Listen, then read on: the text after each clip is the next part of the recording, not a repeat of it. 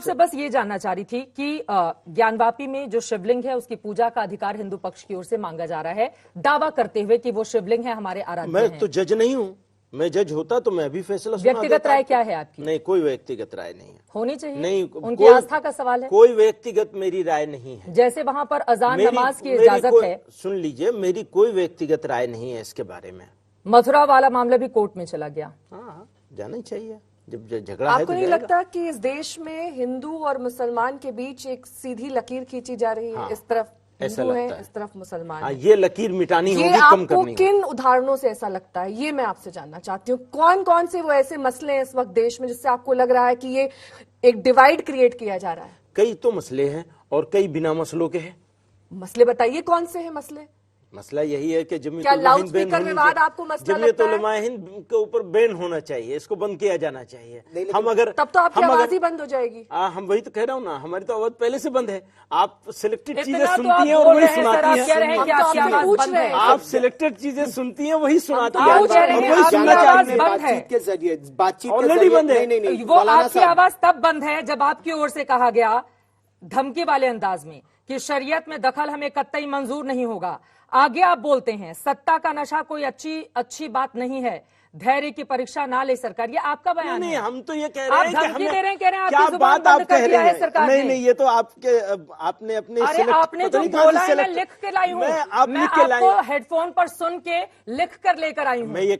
मैंने ये नहीं कहा है, मैंने ये कहा है कि हम हर जुल्म सहने के लिए तैयार हैं, मगर देश पे आंच नहीं आने देंगे। वो आपने सुना नहीं? जुल्म क्या हो रहा है आप पर? क्या कुछ भी तरह के सुनिए ना, धमकी दी जा रही है सर तन से जुदा। धमकी दी जा रही है, सड़कों पर सुन रहे हैं। एक तरफ सर तन से जुदा की धमकी दी जा रही है, सर तन से जुदा किए जा रहे हैं। दूसरी तरफ बोल रहे हैं हम बड़े परेशान हैं। देश तो कानून से चलेगा ना। भारत के कानून से चलेगा। बिल्कुल, संविधान शरिया से तो नहीं चलेगा। संविधान से चलेगा। भारत का संविधान है, उसके संविधान से देश चलेगा। और हमारी जो लाइफ है, हमारा जो जीवन है, वो शरीयत में हम उसका ध्यान रखेंगे कि कौन कौन सी चीजों को हमारे लिए शरीयत के मुताबिक चलना है। अगर शरिया कोई कंट्राडिक्शन नहीं आ रहा है ना। कानून नागरिक संहिता तो हिंदुओं के लिए, मुसलमानों के लिए, जैन सारे धर्मों के लिए एक समान लागू होगा। उसमें दखल अंदाजी आप लोगों को कतई बर्दाश्त नहीं है। उसमें कोई कंट्राडिक्शन नहीं है शरीयत में और भारत के संविधान में। आप दोनों को अलग अलग मत करिए। तो क्या मुसलमानों को अलग चश्मे से नहीं देख रहे हैं?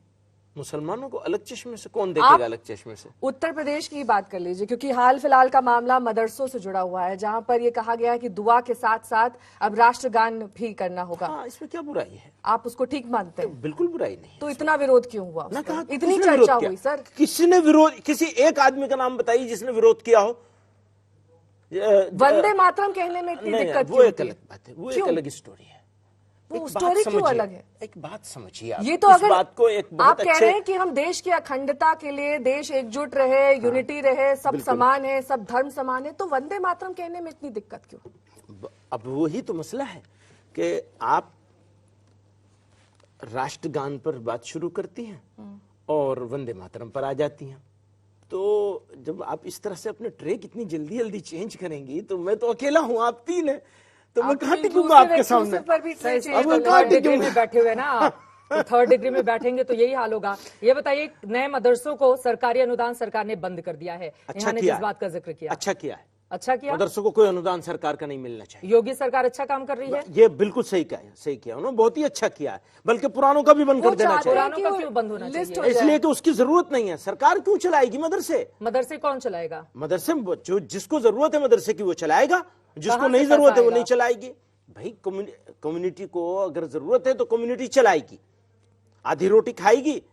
आप सरकार को सलाह दे रहे हैं कि पुराने मदरसों को भी पैसा जो दिया जा रहा है बिल्कुल वो बंद कर दिया जाए। मुझे जरूरत नहीं है, न मेरी कम्युनिटी को जरूरत है सरकार के पैसे की, मदरसा चलाने के लिए। अगर आपको पैसा देना है तो स्कूल क्यों नहीं बनाते आप मुस्लिम एरियाज में? उनको अपग्रेड क्यों नहीं करते हैं? उनके ऊपर काम क्यों नहीं करते हैं? टीचर्स की ट्रेनिंग का क्यों नहीं करते हैं? एरियाज में क्यों बनाए जाए स्कूल? क्यों नहीं हर जगह बनाए जाए?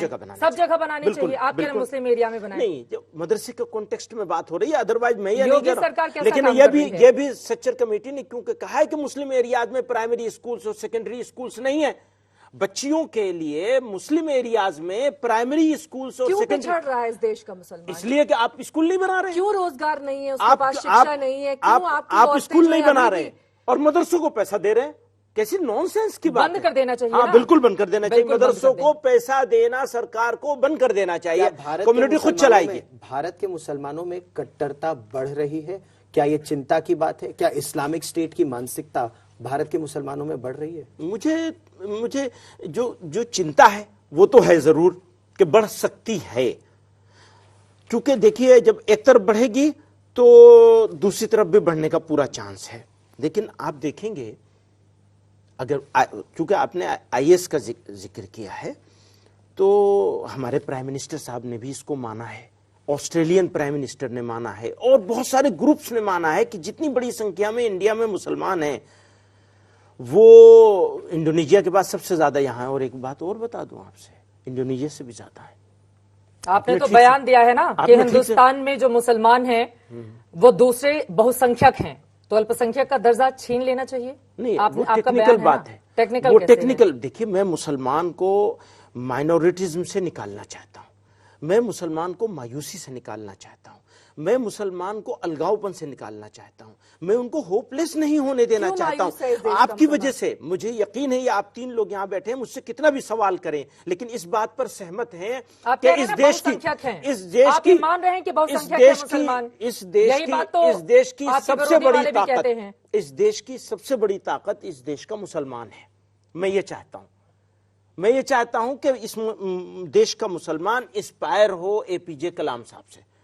ये मुझे भी और आपको भी मानना पड़ेगा कि इस देश के लोगों ने जैसी मोहब्बत, एक मुसलमान मां के पेट से जन्म लिया था और वो मुसलमान थे, वो टेक्निकली भी मुसलमान थे, प्रैक्टिकली भी मुसलमान थे कलाम साहब, लेकिन देश के लोगों ने उनके साथ जैसी मोहब्बत का मामला किया वैसी मोहब्बत तो बहुत कम लोगों को इस देश में मिली है। इस बात का वैसी जिक्र मोहब्बत मिलता है तो कि वो यार बचपन रहमान में को भी अखबार मिलती है सर। बेचते आप थे। किसी वो और ठीक क्षेत्र है, में भी चले जाएं, वो ठीक है। वो तो गीता कला भी में, पढ़ते थे। संस्कृति में सब बात जगह को- मिलती है लेकिन मुसलमानों क्योंकि को। कलाम साहब ने और विश्व में उनका कलाम डंका साहब ने बजता देश है। की सेवा ऑस्कर की जी है। का गीता भी पढ़ते थे, वो जिक्र देश की- मिलता है किताबों में। देश की सेवा की है उन्होंने।